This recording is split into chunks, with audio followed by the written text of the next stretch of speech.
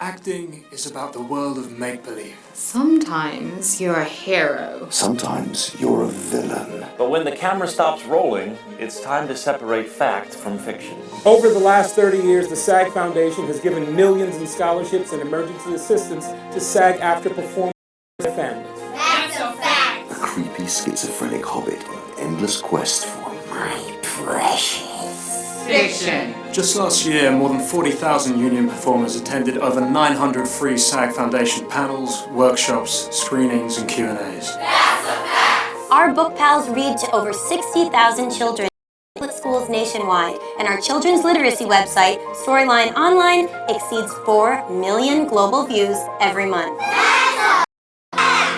No matter where union performers live or work, they have a wealth of free resources at their fingertips. Whether it's through the Actors Centers and voiceover labs, or by accessing our live streamed events, video gallery, or Actors Archive. Up there on screen, we can all fly, but down here on Earth, we need to be each other's wings. For 30 years, the SAG Foundation has been those wings without receiving 1 cent from our union dues. That's a fact. Support the SAG Foundation. Together, we can soar.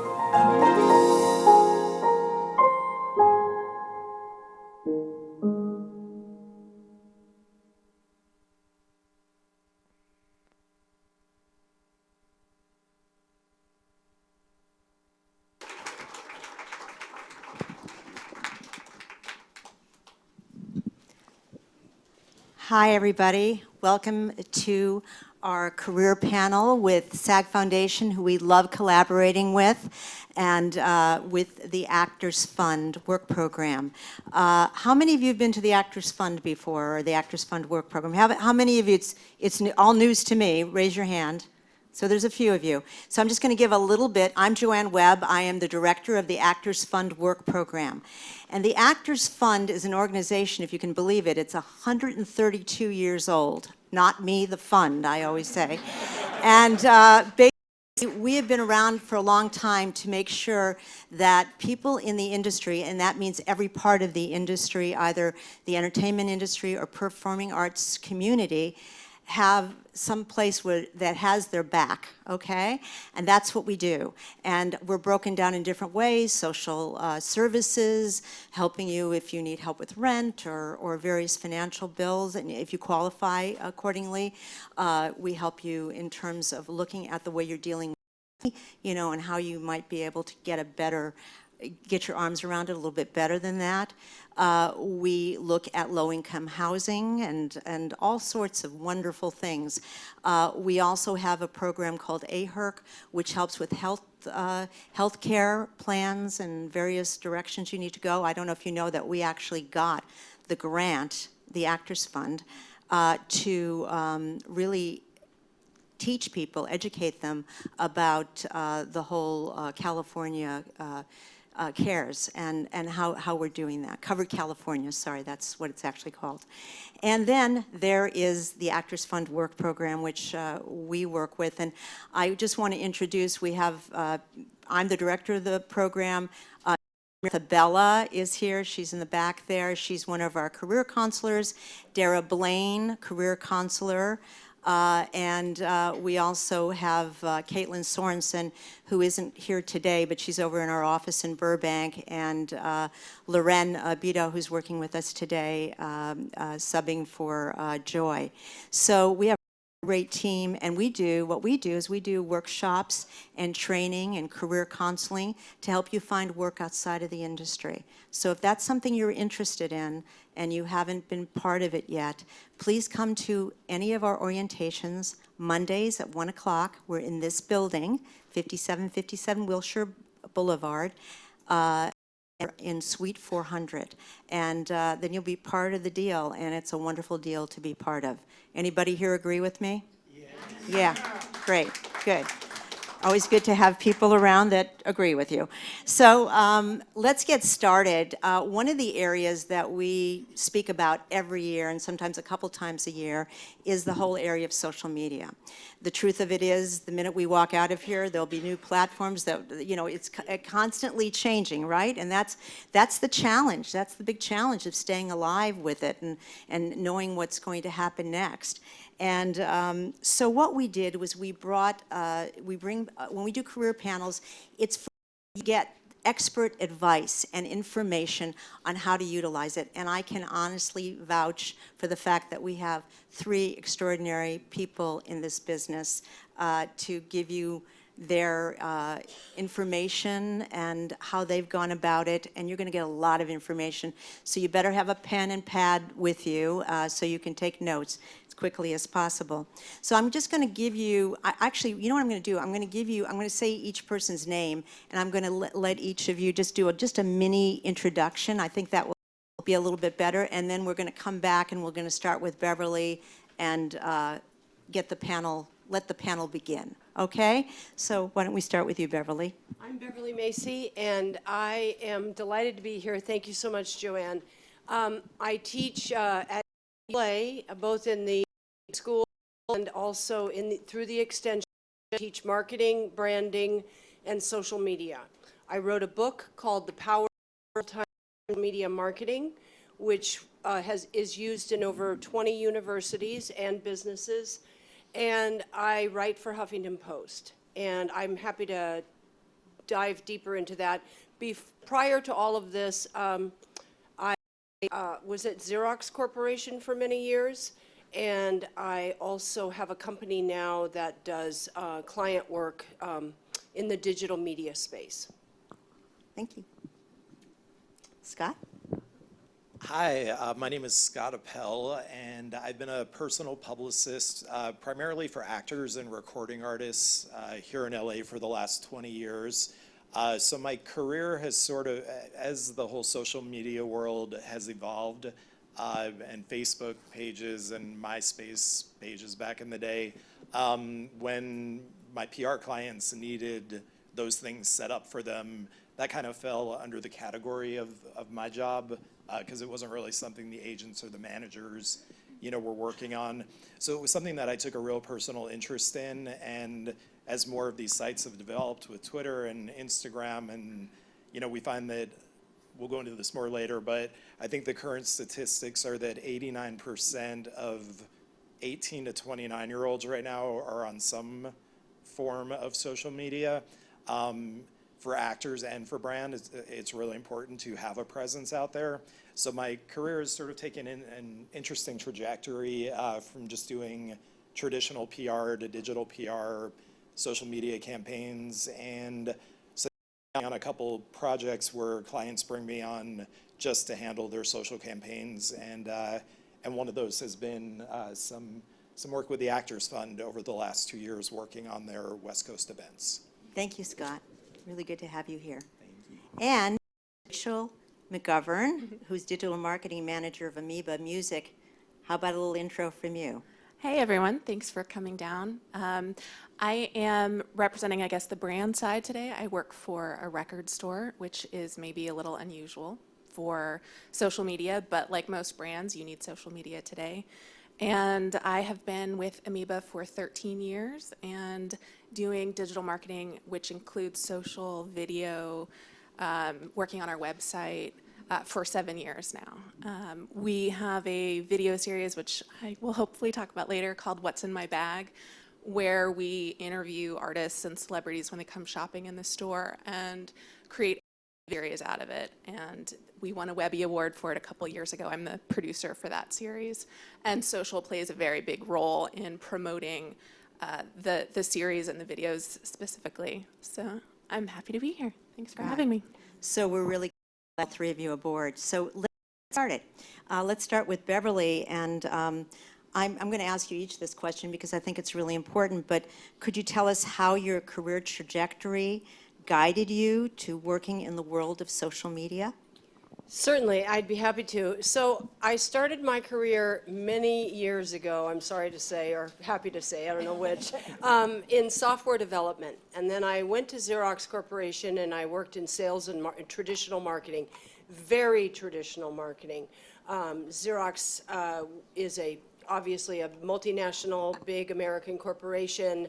I was there in the good days, and they trained people, and we did all kinds of really interesting things with employee development and a bunch of different stuff like that. It was very, very good. In 1998, I was in a marketing meeting at Xerox, and a group of people came in to present to us, and they said, from Microsoft, and they said, www.xerox.com, you have to have this. Everybody is moving in this direction, the market's moving in this direction. Well, we were very well trained to be polite and smile and be very nice. And when they left, we said to each other, why would we need www.xerox.com? We already have brochures. And we meant it. And history writes itself from there. So when I left Xerox Corporation, it was kind of the dot-com boom, and I was doing traditional consulting, management consulting, and I had a client in 2006, which seems like eons ago now, who said, Beverly, should we be blogging? And I said, I have no idea. I don't know.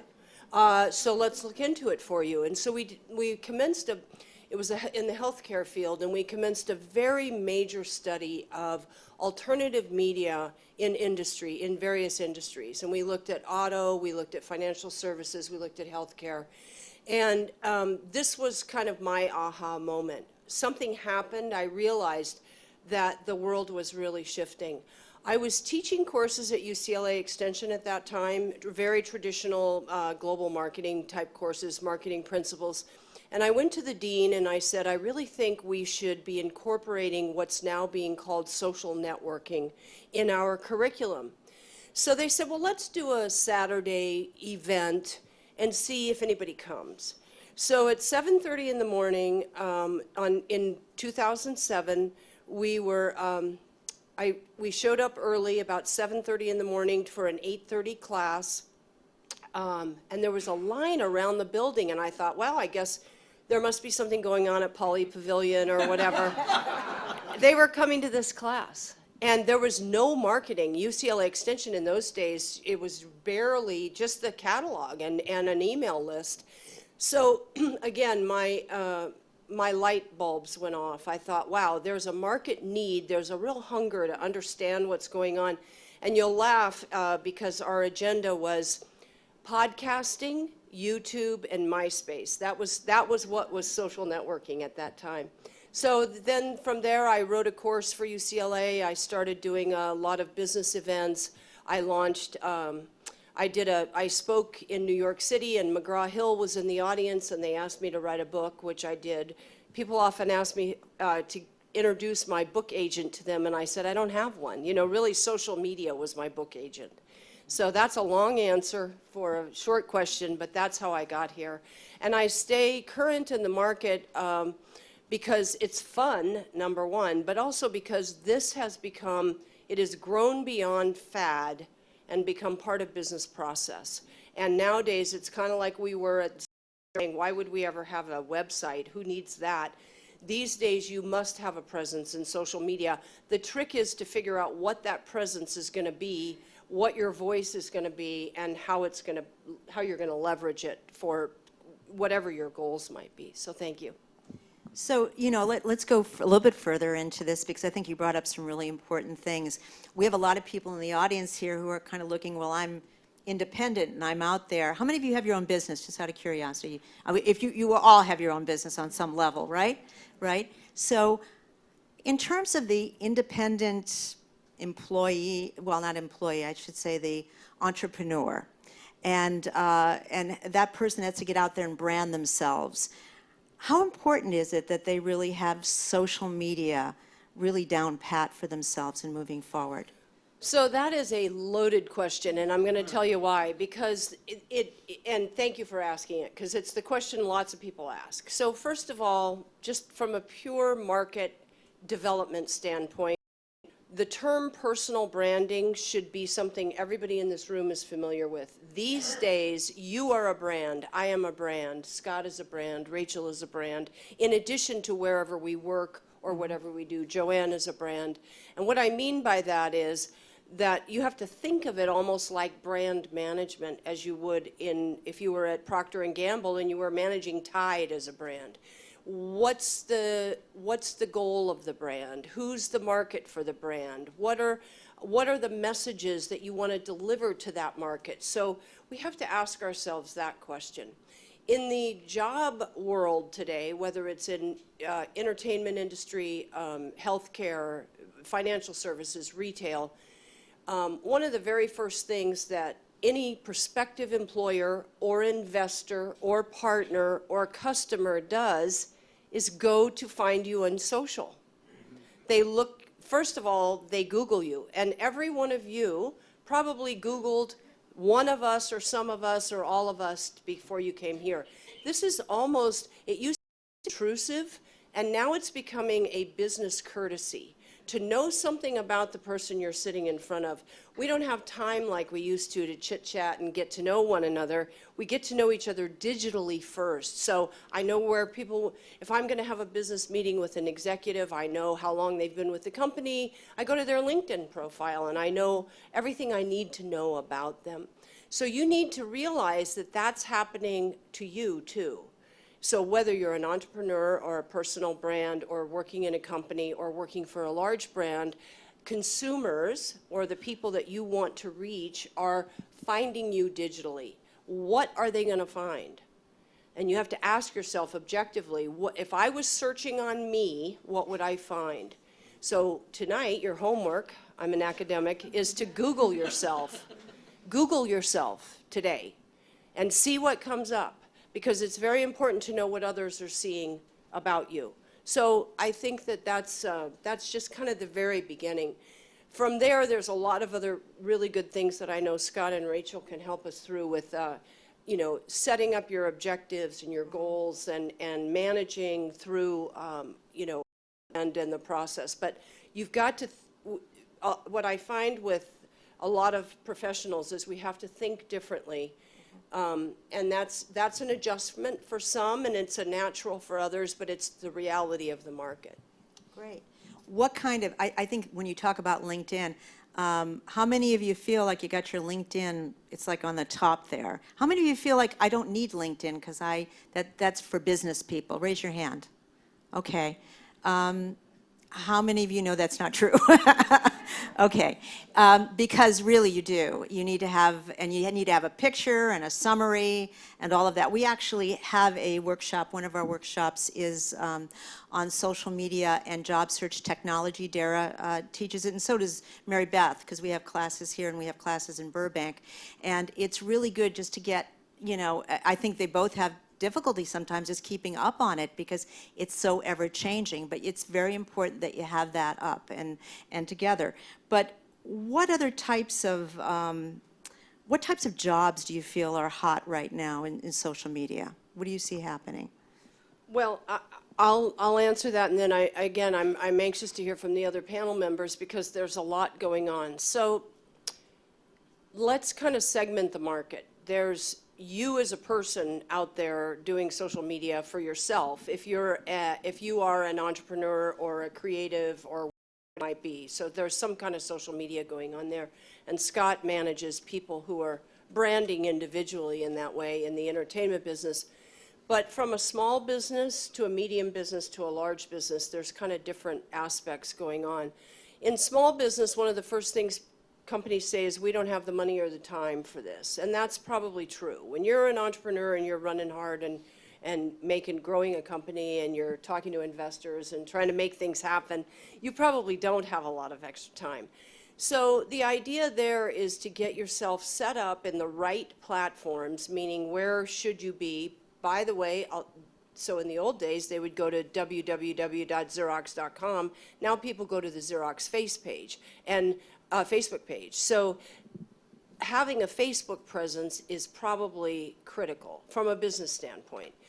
What you do with that Facebook presence is a whole conversation for the folks that are actually doing that to talk about. Then the question is, do I need to be on everything? Do I need to be on Twitter? Do I need to be on Instagram? And you're not going to like the answer, because the answer is it really depends. Who is your audience? What I like to have people think about is, what audience are you trying to reach? Where are they in social media? That's where you need to be.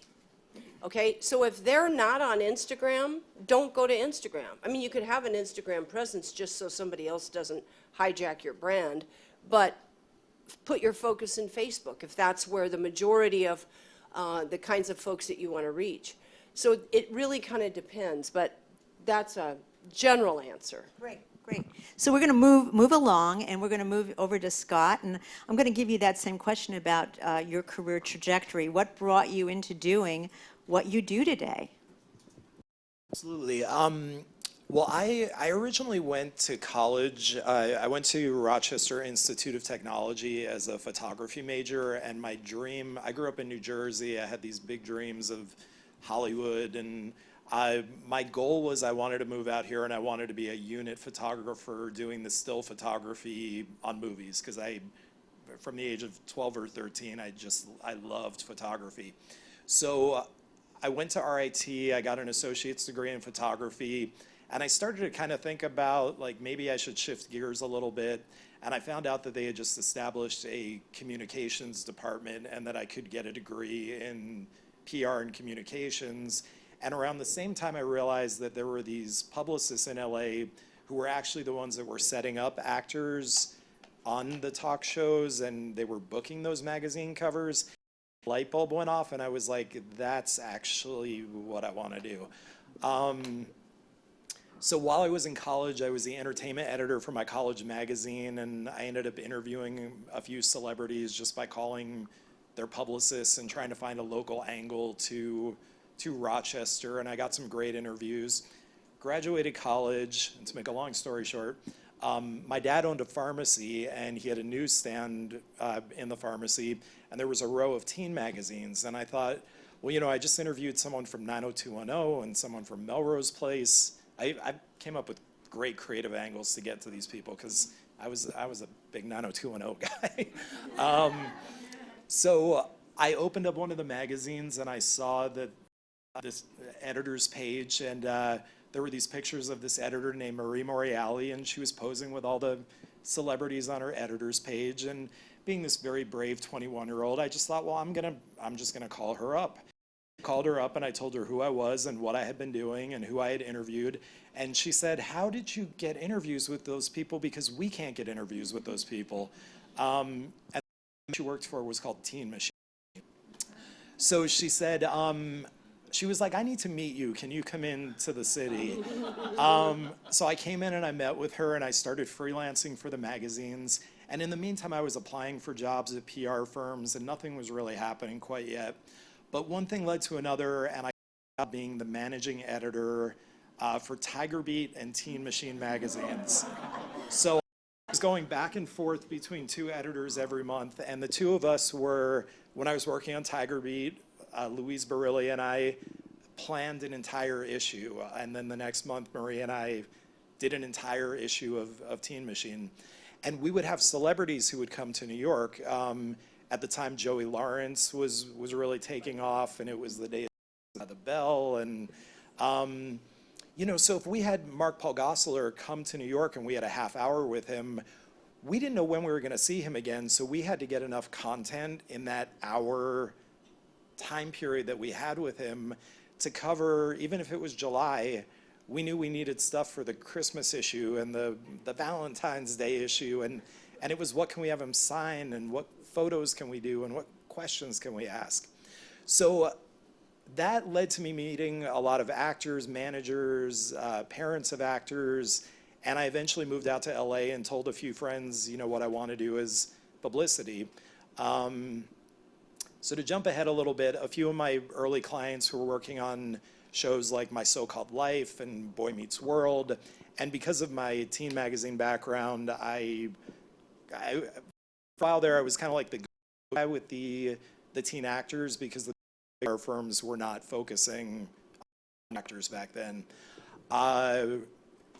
Moving on from there, I got involved in the music industry, kind of at the height of the boy band craze that was coming out of Orlando. You know, and I was still applying some of the same techniques that I learned, you know, being on the other side of things, being a magazine editor, working with these actors.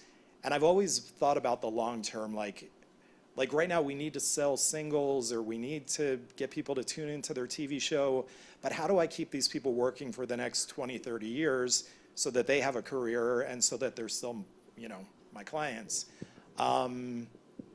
Jumping ahead again, I got very fortunate that there was a Disney movie called High School Musical, and I had 2 of the clients in it who were already working on other projects. I saw the movie and I said, this is going to be the biggest thing to ever be on this network, and sure enough it was. So that was around the time that social media was starting to blow up, and as I mentioned, I worked with them on getting their Facebook pages and their websites going. And just one thing has always kind of led into the next for me, and I've found that in recent years with the actors who I'm working with, I'm spending a whole lot of time on their digital campaigns, whether it's, you know, tweeting photos of them behind the scenes at, you know, photo shoots and on Reddit or at the Sundance Film Festival. And whereas my personal fulfillment used to come out of opening up a magazine and seeing a client in there and knowing that I did that, for me now, I love the immediacy of social media and having an idea for something that we can post and watching it go viral. So it's just that immediate reaction that you get that, I don't know, I've really, really responded to. So that's all kind of led to me getting, you know, clients who are just social media clients. Right, right. Well, tell me, do you feel that it's made work a little bit more fun doing social media versus what the old way of doing it, or more interesting for you as far as your work? You know, it has, because you used to be able to pick up the phone and people on the other end would answer the phone, but that doesn't always happen in business anymore. And it's amazing, you know, I don't like to necessarily do business over Twitter, but I have noticed that you can get someone's attention a whole lot quicker with a tweet than you can even with an email. Sometimes it can just be hard to get people on the phone. They're so busy, they're so bombarded with all this communication coming at them at once. But people that are into Twitter, if they get a tweet from you, they want to go see what you tweeted about them. So yeah, I think it's been a natural evolution with the business, and obviously traditional PR campaigns are very important, but I feel like social media has become the backbone of them. If I go to pitch a newer actor nowadays for a magazine feature, the first thing the editor does is they look on their Twitter page. And if that client only has 200 Twitter followers, they'll actually tell me they don't have enough of a big enough social media following. We're not going to be able to do something right now. And I'm making the argument, but you know, they're on this amazing new ABC show, and I'm telling them all about it. And my old pitches, they've got to be backed up right now by seeing a strong social media presence. So a lot of times I'll start with actors even earlier than I used to first of all get all of their social media pages straightened out, because before someone gets their first movie or their first TV show, they probably accepted every friend request they got on Facebook, so they're connected to all kinds of people that maybe they don't want to be now that they're on a TV show. They might have a different username on Twitter. They might have lots of pictures of them and their boyfriend on vacation in Hawaii. Instagram. So I kind of go through all that with them to try to get it all streamlined to make sure they have the same username on as many of the platforms as possible, and to try to teach them some best practices about, you know, times of day to be tweeting and hashtags that could be using that could help increase their followers and introduce them to new people and connect them with brands. So it's really it's a whole new world, and I love it. Yeah, I'm hearing that. I'm really hearing that. How hard is it, though, for you to kind of keep up with the technology changes and the shifts and all that? Because it's always changing and everything. Maybe because you're doing it all the time, you're constantly in touch with that. But Yeah, I mean, there's a couple of different places that I would recommend if this is something that's of interest to people. I mean, Mashable is a great site for breaking news about new developments in social media. There's also a woman named Mari Smith who is just the ultimate Facebook guru. I mean, she knows everything about Facebook and what is coming next. And I mean, I subscribe to magazines like Wired and Fast Company and Inc. And I get all sorts of great ideas, about new apps that might make my social media workflow easier. And also I like going on the website BizBash because they talk about a lot of cool things that companies are implementing to take advantage of social media at events. Like one of the new things is these social media vending booths where you have to do an Instagram photo, put in your information, type in a code, and then it spits out a DVD for you or a t-shirt or a hat. It used to be that you went to an event and you just got the swag bag on the way out. But now you need to do a little something extra for it. And I think that's a great way for brands to really get their name out there more, that, we're going to give you the t-shirt, but you gotta do the Instagram first. That's great. That's great. Go ahead. We've actually used the vending machine at 2 different events, which was amazing. For our case, you had to tweet something. One was a Marvel event that we had at the store. They were promoting, Captain America, was that? Anyway, they were promoting a Marvel thing, and they had Agents of S.H.I.E.L.D. out, and they had a vending machine, and people could get something and win a bigger prize by tweeting and using the vending machine, and we did it with another event too, and it was awesome. I saw it, the engagement, kids love it. Maybe an older demographic wouldn't be as inspired to tweet something for a free DVD, but the younger kids absolutely love it, and it was really fun and easy. Why don't we go to you now? Since you kind of jumped right in there, which is great. I love it when that happens on a panel. And I want you guys all to interchange, because if you hear one person say something and you can connect some dots, that would be great. But why don't you tell us a little bit about your trajectory in getting into this business and how that's been going for you thus far? Well, I was in college and studying business, and I was very passionate about music, so I was also working at the radio station at the time. And when I left school, I focused only on business and was working on Wall Street and was miserable. I decided that I wanted to move to LA and try and work in the music industry. So I got a job at Amoeba, which is retail. I was a cashier part-time, and I had an office job Monday through Friday.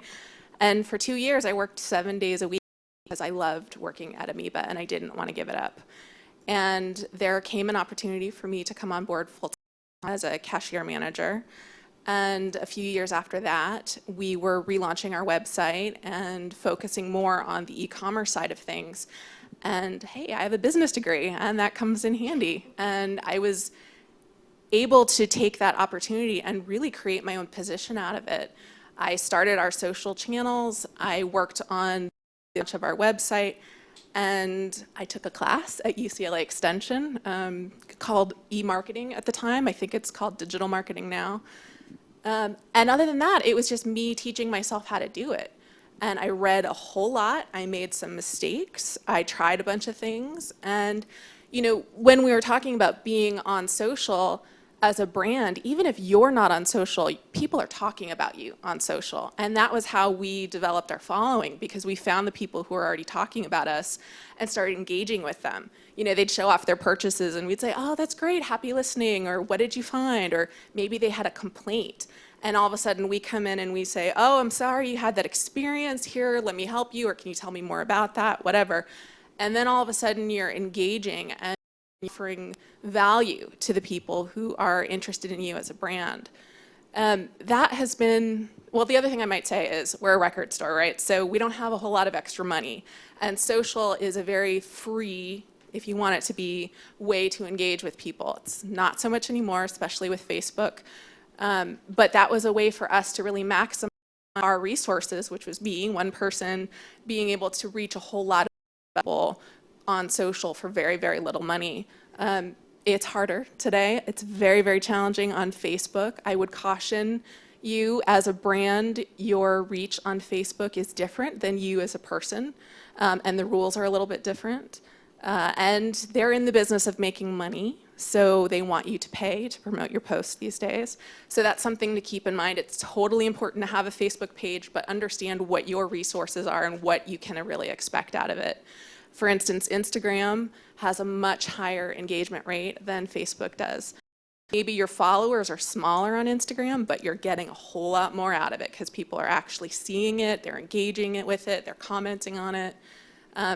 My personal favorite, if I had to pick one, would be Twitter. I love it.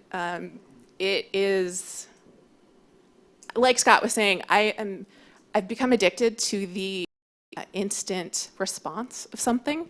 If I post something and it doesn't get tweeted or favorited or shared, I'm like, what am I doing wrong?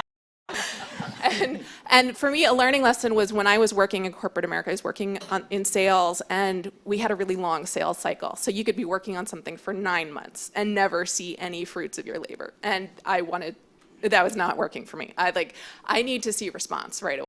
Social, you get immediate feedback about what you're doing. If people like it, if they don't like it, if they want more of it, you get it right then and there, and I love it. And there's nothing like seeing your content go viral, or making a connection with someone, or turning a bad customer, bad experience into a good experience, and all of a sudden they're like, oh my God, you're not this evil corporation, you're actually a person behind the brand. So it's my favorite thing. I love it. It's challenging and it changes all the time, but if you like that, it's a great place to be. Great. Well, I'm going to just open something up, and any of you can respond to it, or a couple of you can. But let's talk about, what are some of the must-dos? In any kind of a business, you have to do this. If you want to make this happen, you have to do. What are some of the must-dos that you feel are important in social media? I think the number one thing, there's a couple things. You first want to figure out what your brand is, what your message is, like what is it that you want people to know about yourself or about your business. And I think you need to stay really consistent with that, and consistent in the tone of the types of posts and the types of photography that you're doing. But also, you can't open up a Twitter account and be tweeting away for 3 months and then just ignore the account for the next 6 months, because people will unfollow you. If they see that you're not, they figure you've gone out of business, or you're not around, or you're not doing Twitter. So I think once you capture people with some great content, you want to find ways to keep that up. And I have a couple, I'm going to throw these in wherever I can, because I have a couple recommendations of some apps and things like that make this all so much easier. So there is an app that you can get, and it works on the desktop and on the phone, and it's called Buffer. The website is bufferapp.com. I believe it's free if you're just doing it for one Facebook, one Twitter, one LinkedIn, one Google+. If you're managing multiple accounts, I want to say it costs like $10 a month. But basically, you're able to drop content on there. You could even do it on a Sunday when you have some downtime, and you can schedule what times of day you want these posts to be going out. And if you know that Friday is just not a good day for you, like that you never get any action on your posts on Friday, you can click off of Friday to make sure that Buffer isn't pushing content on that day. So I think a big thing for me is consistency, and in working with actors, sometimes they are much busier than at other times, and that's when I think those little hashtag ideas like Throwback Thursday, Flashback Friday, Wellness Wednesday, Travel Tuesday, Man Crush Monday, there is something you can come up with every day of the week to have something to post about. You don't want to be too much. When there are people who I follow on Twitter and they have 30 tweets a day, I'm just like, I can't, this is way too much, and it's not relevant to what I'm doing or to what they're doing. So I don't really get it. But if you're, I guess it really depends on what kind of business you have and what you're promoting. But I think you want to set some guidelines for yourself that you know, I'm gonna blog once a week, I'm gonna post to Instagram 3 times a week, like just kind of set some goals and try to stick to that to be consistent. Right. And I know for me, I always think tweeting, how would I have time to do tweeting, you know, when I've got so many other things to be doing, you know, that would be the last thing that I'd want to have to do at the end of the day or during the day. But can you just sort of throw out, and any of you like that, what's the importance of tweeting today? I mean, we know for fans, you know, to be able to keep track of a group, but what's the real importance of it? I know you're going to say something, as you said. No, you love tweeting. I do. The thing about social in general is to engage with the people who are following you. So you're not just spitting out information and they're asking you questions or they're responding and you're just not paying attention. It really is a two-way street. So I would agree with Scott. You absolutely have to be consistent and post regularly, but then also engage with people. Find people who have some interests as you and engage with them. Find someone who is promoting their own thing that maybe you're into. Respond to that. Be helpful if you can, if you know how to answer a question for someone. You know, for us, we have a lot of customer service stuff that comes up through social, so that is incredibly important. And, you know, my answer could be call us at the store and we'll help you, but why? If they're asking you a question on Twitter, why make them go to the phone and go out of their way because it's inconvenient for you, like, where your customers are, and help them in the way asking to be helped. I use Hootsuite, which is a competitor for Buffer. There's also something called Sprout Social, which is a little bit more expensive. And they all have their pluses and minuses, but scheduling, when I started scheduling my posts, that changed my life. I was like, oh my God, this is the best thing ever. I can actually have some freedom back. And for me, scheduling is very important, but so is flexibility because stuff happens all the time. So I have for every day for all of my platforms, and then let's say someone passes away, or let's say someone has a birthday that I didn't notice, or we have a celebrity come in the store and we want to share a photo of that person at the store. You change. You have to be adaptable. You go on a dime. And Twitter is like nothing else for us. It is so fast. It's so easy. We run contests on Twitter all the time. Kids love it, and it increases our following.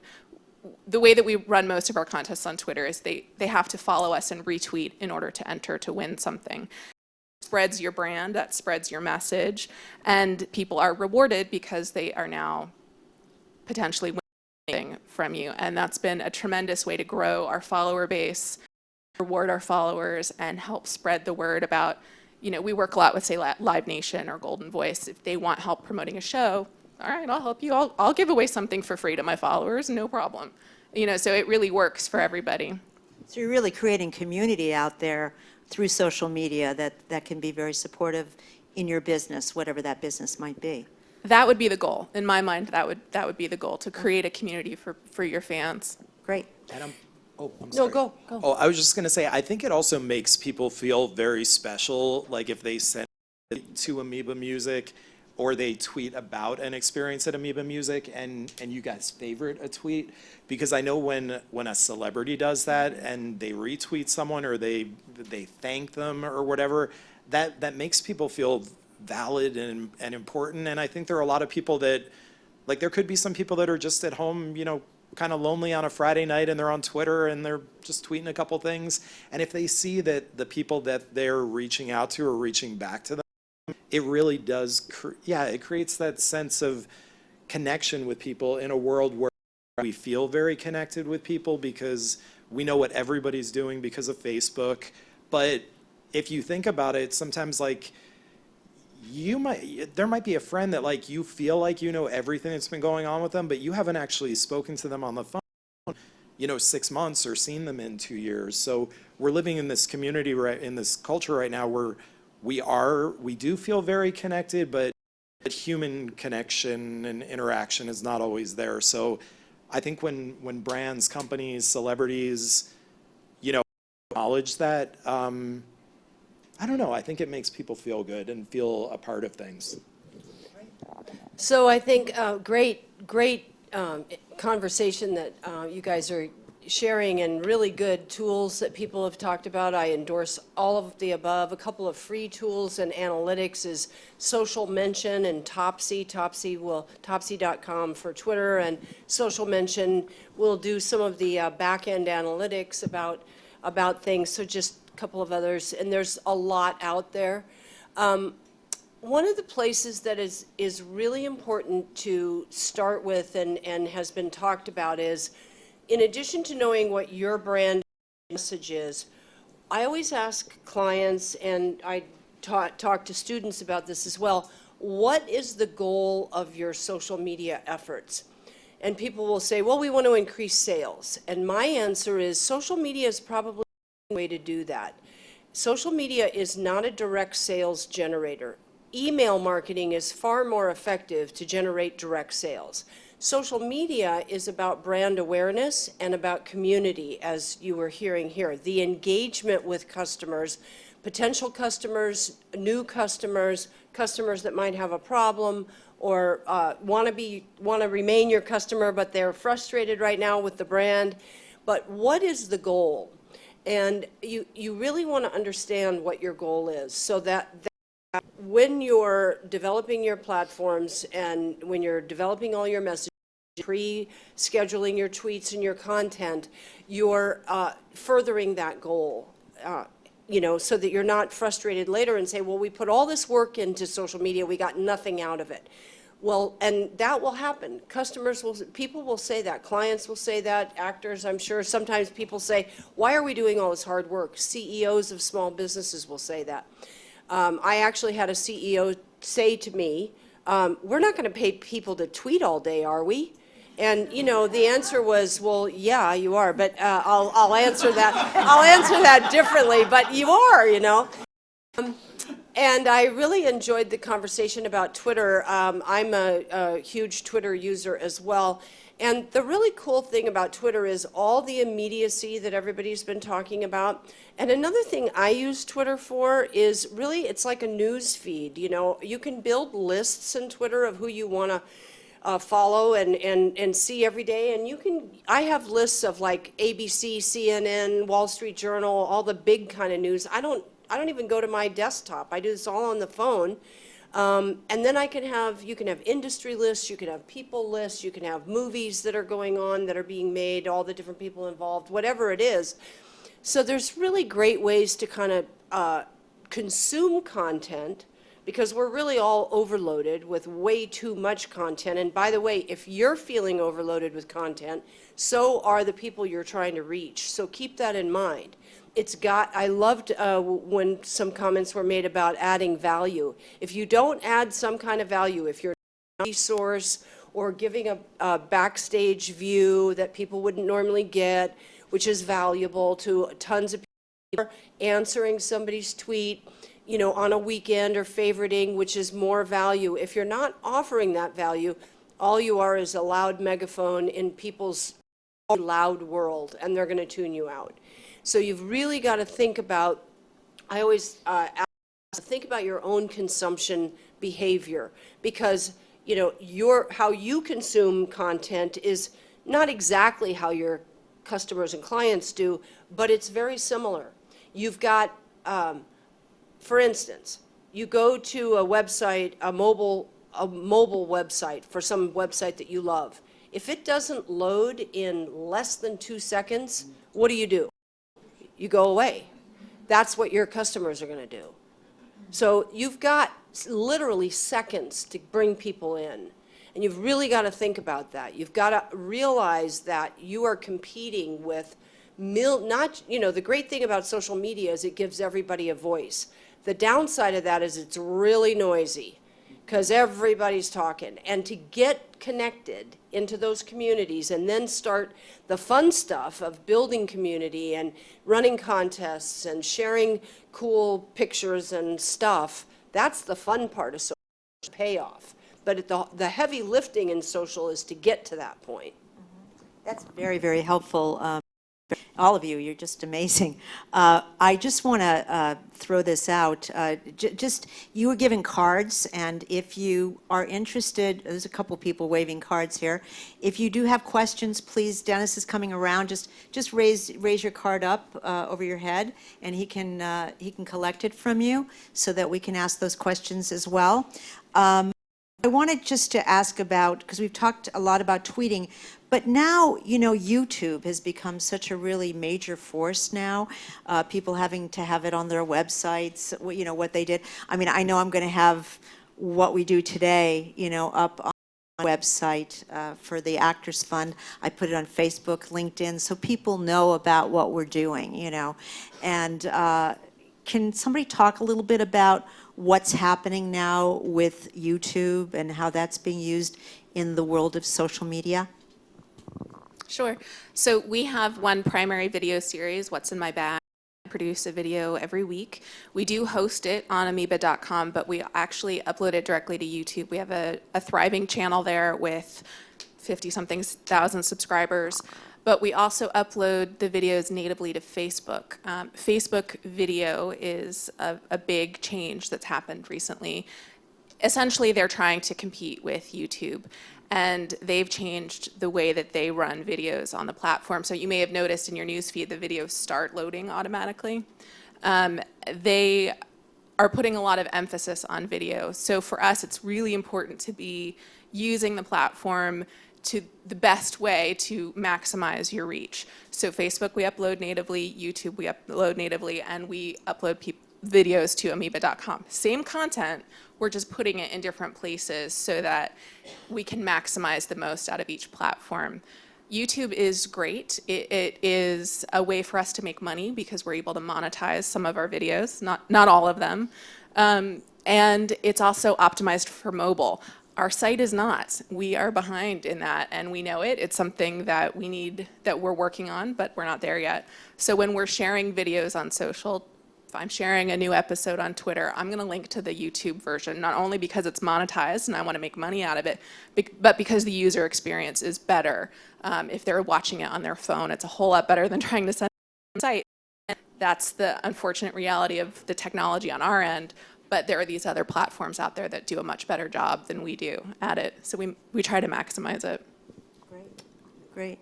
Go ahead. The interesting thing with YouTube too that I read recently is that it's actually the second largest search engine on the internet. There also was a study that I believe Variety released last summer that they did a study with teenagers. And it turns out that there are YouTube celebrities who are actually more popular with teens than some very recognizable TV, film, and recording artists. And looking at the list, I was so surprised because honestly, I didn't know any of these names. And so that's the new thing in the world of social media too, that there are SMIs, social media influencers, who have these incredibly massive followings. So if you're able to engage with them, or maybe invite them to some kind of an experience or a screening event, or maybe an event at Amoeba, they have got fan bases like you couldn't even imagine. And traditional media outlets really are not picking up on them. Like they're running TV and film stars on their magazine covers, but it turns out that the teenagers are actually more interested in some of these YouTube and these Vine stars. And I think that's something that Hollywood is having a little bit of a struggle adapting with, and are not really quite sure what to do with it yet, but it's the reality of what's been happening. If you're interested in the world of YouTube and what's happening in alternative video, there's a great website called tubefilter.com, and it tracks the top videos. There are some of these YouTube stars that are making multiple millions of dollars a year on their YouTube channels, and as Scott said, nobody's ever heard of them, but they're huge. They have hundreds of millions followers. And this is a reality. And, you know, it is the alternative Hollywood right now. It's absolutely the alternative Hollywood. And it's not just YouTube, it's other platforms as well. We were talking before the event out at Playa del Rey, what's called Silicon Beach, and also New Hollywood or Tech Hollywood is YouTube has a $100 million studio out there, full screen. Maker was bought by Disney. These are conglomerates of what they're called MCNs, which stands for multi-channel networks. So it's Machinima is the game network that has multiple games. Why would, I don't know if it was Facebook or who paid maybe it was Amazon. Somebody paid almost $1 billion for a channel, maybe it was $500 million, that all it is watching other people video games. But the audience is in the multiple millions, all day, every day. Not just one time a week, it's all the time. So there's a thriving online universe that is really interesting and really intriguing. And the really good news, if you're so inclined, is the barrier to entry is very, very low. In other words, anybody can turn their iPhone around and make your own videos and start uploading them. There's a reason that people upload those silly cat videos. You make a lot of money on those. Whoever owns them, you know, what's his name that did Gangnam Style? He got an $8 million check from Google for that video when it hit 1 billion views. So there is real money in video, real money from Google. And they're happy to give it, and no, seriously, they're happy to give it to you because they want the traffic. And there is a big war right now for traffic between Facebook and video and YouTube. And so they want you. The intensity in the room when it was real money, and it's like you see, I looked out in the crowd and everybody's bodies are going like this, and with a little grin on their face. Money right? sounds good, huh? Rachel, you Amoeba makes money on your videos. We don't make $8 million, but we, but we do. You do make money. You have a revenue stream from your videos. This isn't just a game. Yeah. This is real. Well, for us, the videos are basically advertising. They're content marketing, but they're promoting the store in this incredibly entertaining and interesting package. And they provide content for us, they provide content for the artist. And when the actor or the musician who's featured retweets it or posts it on their Facebook page or whatever, it's like internet gold, right? Like everybody, and I don't mean literal money, but sometimes, but you're exposing your brand to their audience. And maybe people are discovering you, maybe they're discovering new music, maybe they find out about your series and they want to come and subscribe. All of that is good, and there's no downside to being involved in video other than the fact that it requires a little bit of resources, but not much. Yeah, bring a cat into the thing, it might shift it around. You might make a little more money. We actually had an event with, I don't know if any of you follow Marnie the dog on Instagram. Mm-hmm. She's a dog with a lopsided tongue, and we had a signing with her at the store. It was so crazy. People just wanted, well, not a signing, they wanted their photo with this Instagram celebrity, which was a dog. Well, Grumpy Cat, how many people know Grumpy Cat? Grumpy Cat made $100 million last year. $100 million. Grumpy Cat. And that was mostly online. That's mostly from video views and also some advertising and stuff like that. I've got to put my cats to work. There you go. If I walk away with nothing else, that's something I'm walking away with. So I think one of the things and we talked a little bit about this with branding, because one of the things and I've heard you talk about this, Beverly, many times, is consistency, because we are talking about your brand, and if you're too many different things in the universe, and I know that this becomes a big question for some of you who are doing your acting or your directing or your writing or whatever, but you have to do other things, and you need to let other people know that you do those things. How do you manage that? How do you manage, and I think a lot of us have to be more career bound than we used to be, that we do a few more things. How do we handle that so that there's a consistent branding message out there? I'll sort of start with the general kind of 30,000 foot level of branding. So branding is about a couple of different things. It's about consistency. It's about, there's a lot of definitions of what is a brand. And a brand is basically a promise to the customer for something. And the logo represents the brand. Okay, that's very simplistic. There's a lot more to say about it, but that's sort of some basics. So that would be for a product or a company or whatever. So how do we apply that to ourselves? Well, a lot of thought goes into what is that promise that the brand is making. And that's called in academia, it's the core value of the brand. So we want to think about what is my core value? Either me as a person, me as a performer, me as a company, me as a CEO, whatever it is. And what is the message, again? And it seems easy, but it's not.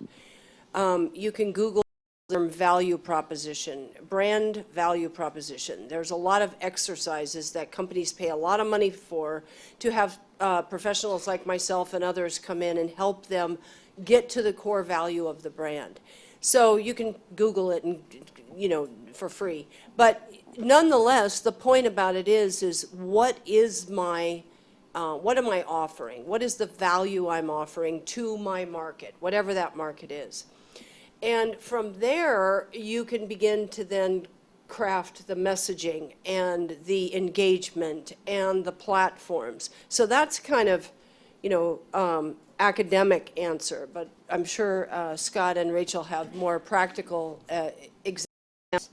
Could I get the question one more time? Because I loved your answer and I got so into the brand. Well, we're just talking about when you have, maybe you're doing multiple things, in terms of your career. You're an actor, but you also do grant writing, and you make some money out of it. And you want people to know that you do both because they're both, part of your career. How do you manage that so that, it doesn't take away, one doesn't take away from the other? I think it's okay to have separate accounts for what you do. A very good friend of mine is an actress and also a Pilates instructor, and she keeps the two things separate. I'm working with a talent agency right now that has an adult division, a kids division, and a modeling division. So we have something like 15 different accounts set up right now across 5 or 6 different platforms for these different divisions. Because we don't want to be we don't want to be mixing in the very sexy modeling pictures with, the pictures of the kids, because it doesn't work, and we don't, it just doesn't work. So, even with the Actors Fund, with the Looking Ahead program, they have a separate website, they have a separate Twitter account. So there are certain things that are appropriate to go from one account or originate from the other account, and sometimes we'll retweet. Sometimes they won't. So I think it's just really about using your gut instinct. And if your main account is about you being a Pilates instructor, I think you want most of the content coming from that account being about health and wellness, and set a Google alert for Pilates, for mindfulness, for healthy eating, like anything related to that industry, and keep your brand consistent and push that out from that account. And then if you're also a singer or an actress, have a separate account for that. It's great too when you're married and you've got a married name and a stage name, and you can, use the 2 different names. But I don't know. And then there are people who are known for being a bit of a jack of all trades, that they do multiple things. And if that's how you want to position yourself, I think it's okay to combine the things. So I think it's just really a personal choice for people. It sounds like it comes down to how you want to tell your story, and all this is part of your story. Did you want to say anything on it, or just? As you were talking, the thing that I was thinking about is Facebook, right? So many of you may have heard that Facebook has an algorithm that determines what is put into the news feed. And with brands, that algorithm is like the game. You're always trying to figure out how you're going to get your content into the news feed because that's where people see it. So if you are an actor and a Pilates instructor and you're doing content about both on your Facebook page, chances are only half of your audience is going to be interested in your content at any one time, right? So they're not going to be liking, they're not going to be commenting, they're not going to be sharing, they're not going to be engaging with half of your content just generally all the time.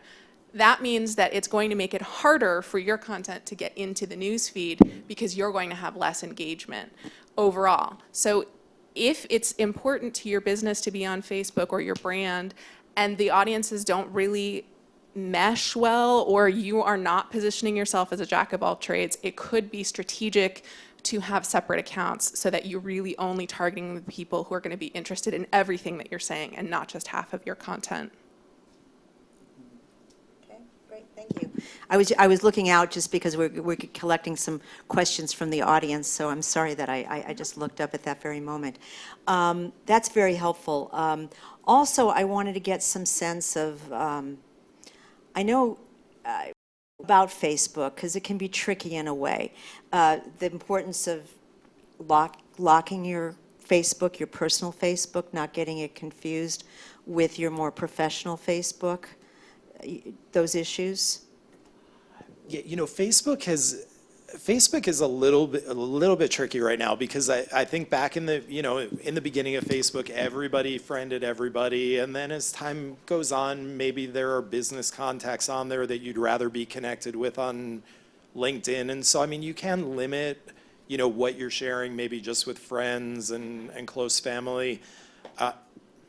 Family and close friends. Sorry. So yeah, I mean, I've worked with a lot of people to try. I mean, people don't like being defriended on Facebook. It's kind of like the ultimate insult. But you can gently suggest to people that I'm setting up a new page for my business, and I'm migrating everyone over there. I mean, I know for me personally, like, I'm connected to a lot of people on Facebook within business, and that can come in very handy because it's an easy way to find out, like, oh, they're coming to LA or they just got a new job. But also LinkedIn is such a powerful tool for keeping track of your business contacts and where they currently are and who their connections are. So again, I think it's really about what's comfortable for you, and my mind always goes to the actors because that's what I mainly do. For them, I really think it's about keeping the private things private, like deciding what's private and what's going to be public. So I say keep your Facebook with your inner circle and set up a Facebook fan page or business page for your work stuff.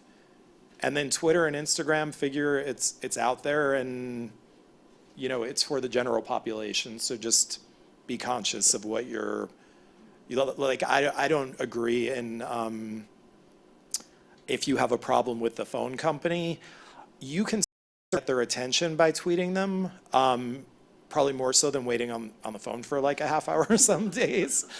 But on the flip side of that, because employers are looking at your public social media accounts, I know that if I was looking to hire someone and I looked on their Twitter page and I saw they were getting into arguments with the cable company and the phone company and the airline, I might have some concerns about hiring them because it would give me the impression they were a bit of an argumentative type person. So I think there are some things you need to keep to yourself, and when it comes to your public social media profiles, really keep your brand and your overall long-term goals in mind. I think this is a very important piece because I think so much stuff can be out there, and employers do that. It's sort of what Beverly said at the very beginning, that when people get your name, like that, and you do an application or your resume, the first thing that they do is they go on to they go right on to Google and they check you out. And I think that it is very important that you Google yourself and see what comes up, so you have a real sense of how you're being represented in the world of social media. And that's really where I was coming from with that question. Okay, anything else on that? I think we might have some questions from, we have a lot of questions, we're just waiting for them. Let's just, well, I can ask one more thing before we get started with the audience. We talked a lot about strong branding and about consistency, but where do you see social media going over the next few years? I mean, it's shifted and changed so much over the last few years, over the last year. But what do you see coming up? Any sense of where it might be going? I'll start. So social media is fully integrated into our daily lives and into our business lives in some form or another. And so that means that it's here to stay, it's not going anywhere. The platforms will continue to change. All of these companies are under the gun to make money, so at some point they are going to court the business universe. You should do that. I don't post anything personal on social at all. I put some things like if I see a sunset or something like that. What I try to tell my clients is if you wouldn't say it in a full elevator of people you don't know going down 30 floors, then don't put it on social media. And nobody cares about Aunt Sally's picnic or whatever. Email your family for that stuff. And seriously, and because these are business platforms now. Yesterday, Twitter and Google announced the partnership is back where all tweets will be indexed by Google. That means that's a really good thing for some people, but that could also be exactly what Scott was talking about. That fight you got into with so-and-so company or whatever, that could come back and hurt you. Even though you thought, aha, I got them in public, I showed them, it could hurt you later on. So be very, very careful about that. I wrote a piece for Huffington Post at the end of 2014 that said 2015 is the year of message apps. What do I mean by message apps? WhatsApp, WeChat, Snapchat, that is where social is going, in my opinion, and for business. So Snapchat, all the magazines just announced the Snapchat story, so CNN and Cosmopolitan and ESPN and Snapchat. That's a big deal, by the way, because Snapchat was going to just be, nobody cared, and it is a Silicon Beach company. It is here and locally. Working at Snapchat, if you're young, is a good idea. Go apply right now if you're interested in this world, because they're hiring, they have tons of money, and their valuation is huge, and they're not going anywhere but up. So all of these messaging apps will be the next big platforms, and I'd be interested to know, are you guys on Snapchat? Not yet? We are not. For us, we have limited resources, and Yeah. we have to decide which platform is going to be right for us. And I think the jury's still out on all the message apps yet, for jumping in with both feet, but they are definitely coming up the radar. And so we'll see that. The dating apps are trying to figure out other ways to make money. The algorithms and the customer experience, or what's called the UX, the user experience, is really pretty good on like a Tinder, right? And everybody here probably knows that. Because it's kind of fun, it's gamified, and it's kind of a cool thing. So porting those into the business world will be something where we'll see. You're already seeing pitches for VCs of things like Tinder for business. Well, what does that mean? Well, it's a Tinder kind of experience, but it's really suppliers and that type of thing. So this kind of shift in that direction. So that's what I see. Great. I hope you're all getting information today. I mean, I'm just like, it's crazy. How much time in a day should one denote to working on social media? Is there a time limit that you can give yourself? I mean, I probably work 10 hours a day on social media, but that's my primary job function. 10 hours might be a little, I'm overselling it, but I work a lot on social all day long. So, but how much would your clients, do you think? For me right now, I'm really juggling a lot of different projects at the moment. So there are some clients that are solely social media clients, and some of them take more time than others. when there's an event going on at night, I always sort of debate a little bit that if a celebrity has a photo on a red carpet at 9 o'clock, it's already midnight on the East Coast, so it's good to be in the mix and tweet and Instagram when something is going on, but it can also sometimes be better to wait till the morning after.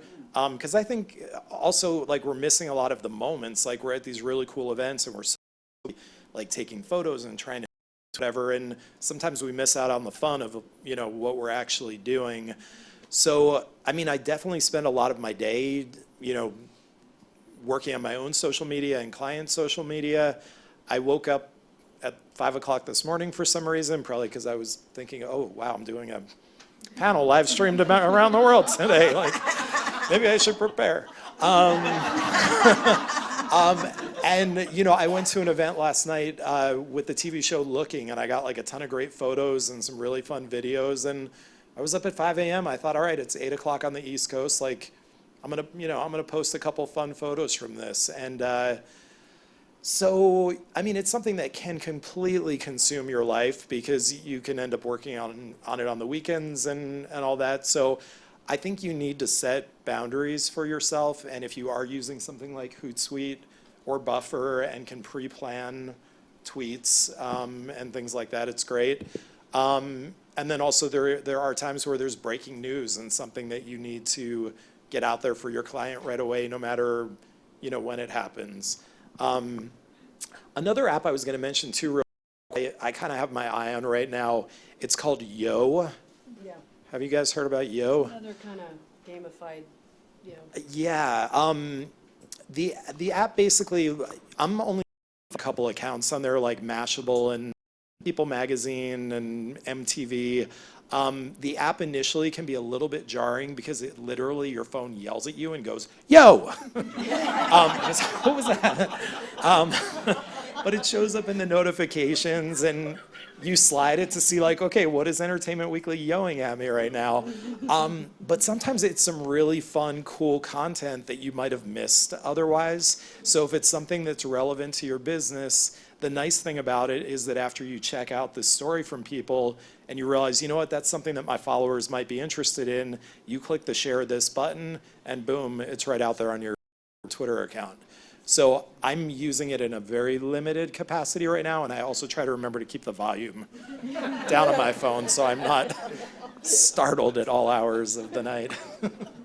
I think if I could go back just to the question about how much time, it depends on where you are in your planning. So if you're just starting out and maybe you're not really sure about the platforms and you're in the research phase, I mean, you could do an hour. If your goal is to post once a day on some of your platforms, an hour is going to be generous. That gives you plenty of time to post, maybe do some research and find out what's going on, find out what's happening in the world if there's something relevant that you want to comment on. It doesn't all consuming. It can be super easily. It happens very quickly, but it doesn't need to be. I think, give yourself an hour to learn a specific platform and to do some research and post, and I think you're good. I think we all agree boundaries are important. You have to kind of put those together yourself. What do you use or suggest as a platform for keeping track of your contacts? From a business standpoint, probably LinkedIn. Salesforce.com has a good platform for sales kinds of contacts, if that's what you're doing in terms of business. But I'm sure there's other things people use. What do you guys use?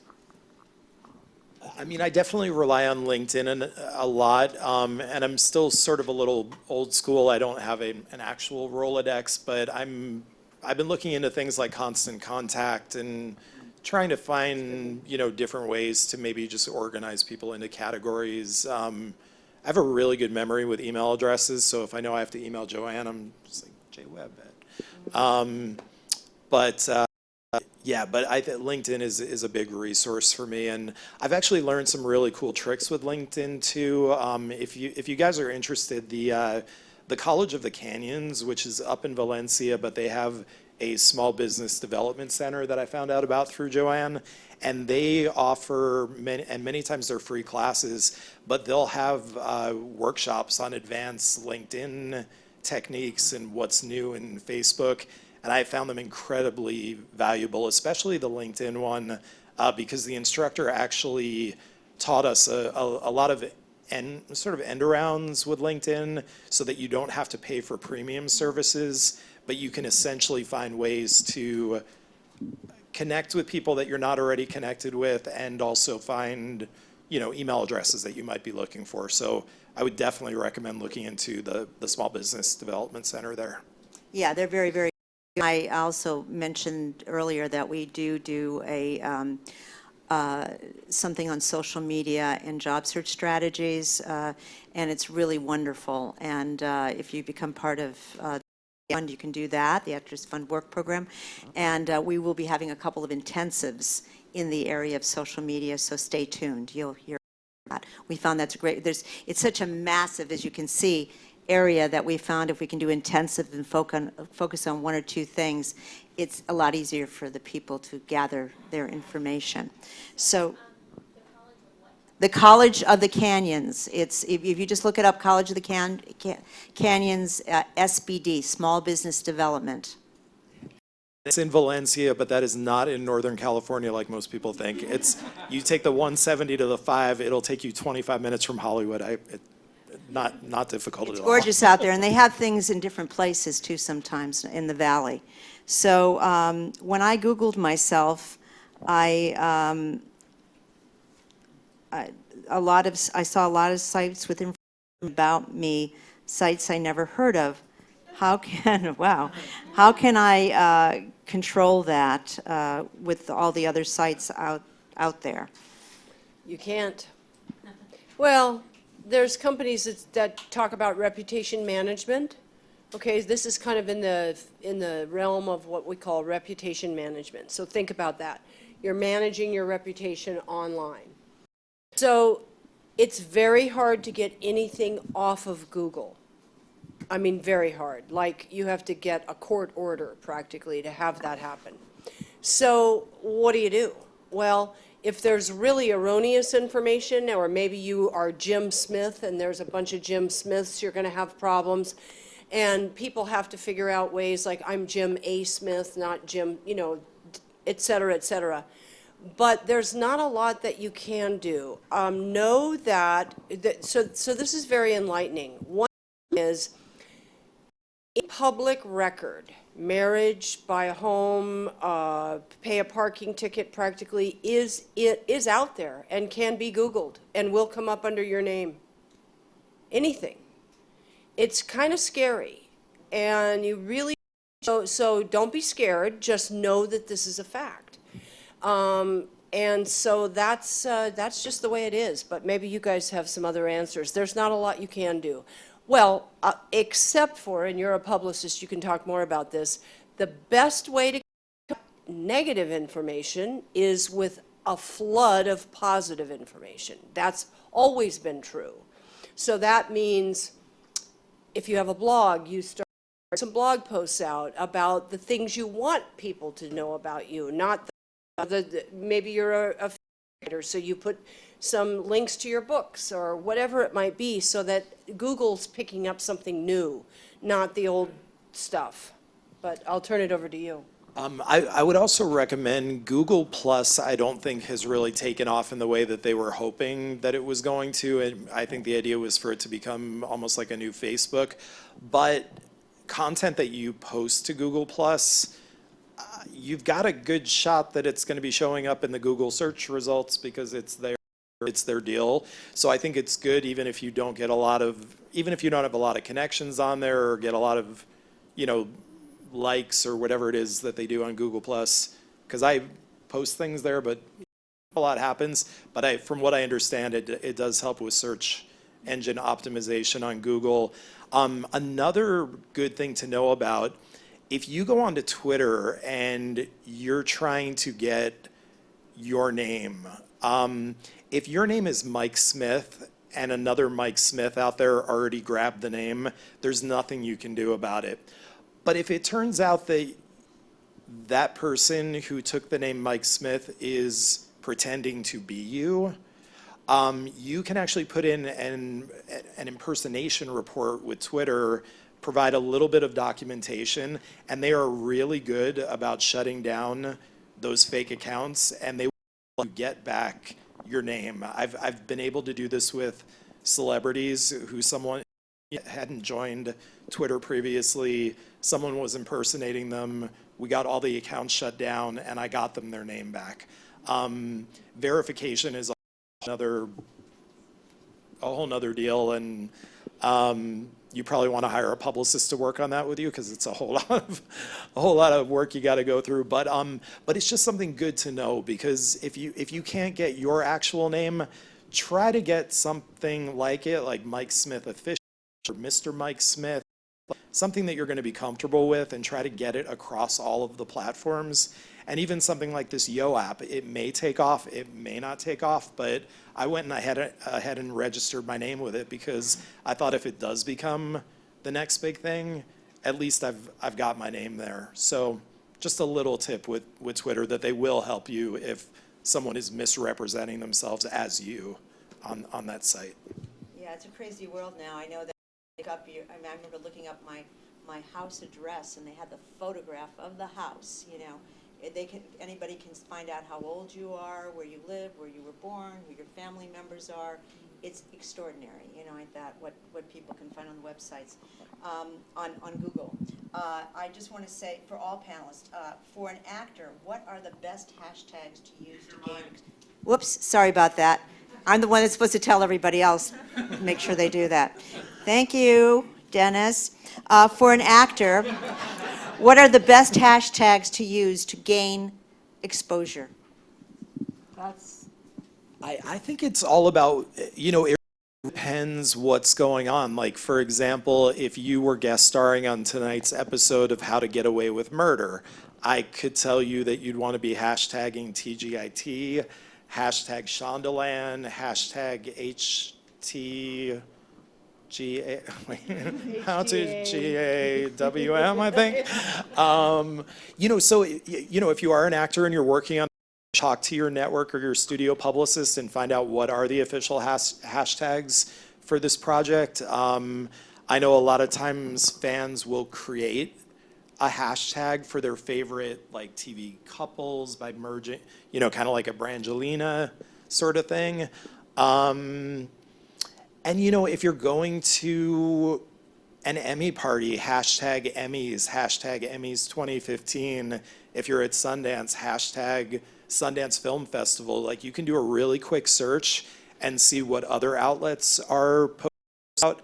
And usually the most reliable ones to look at too are the media outlets who are covering these different things, because they always know what the correct hashtag is. So, for example, again, if it's with a TV show, like, check with your network. But if you're at a film festival, look at the Sundance Film Festival Twitter account and see what hashtags are they using, and get in the conversation that way.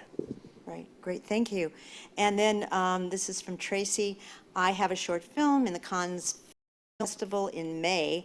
How can I best leverage this on Twitter without being a nudge? I think that becomes a big concern for a lot of people. It's like, I don't want to, what I'm doing is too much, yeah. You know, I mean, I've actually had clients at film festivals before who did not have a project there, but have a love of independent film and know how fun something like Sundance can be.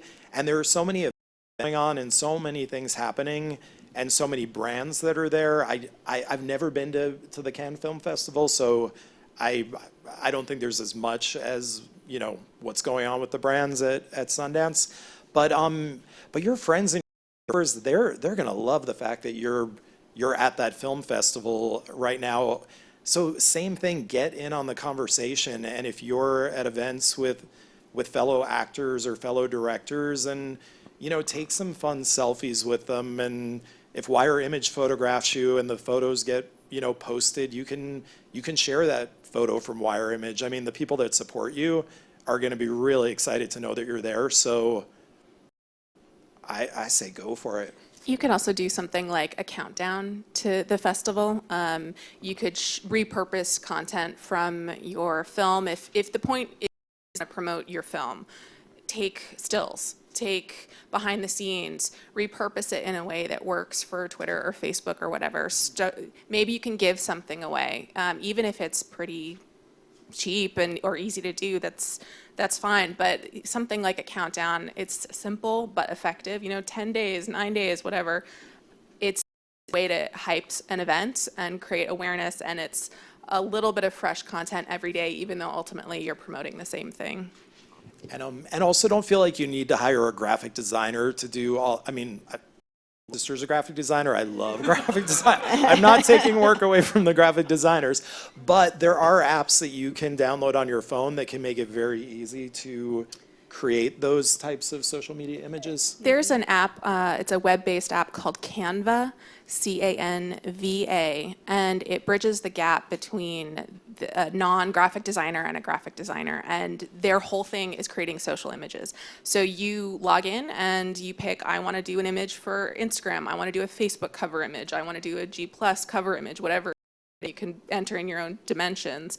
And it's free mostly. They have some paid assets if you want, but fonts, backgrounds, shapes, everything. They give you ideas or you can use it. I'm a decent graphic designer, but by no means great. And I use it, and that way I don't have to bug my graphic designer if I want to do an inspirational quote one day. And he's like, Rachel, I'm busy. Like, go do something else, Free, it's easy, it's changed my world. It's so great. Canva.com.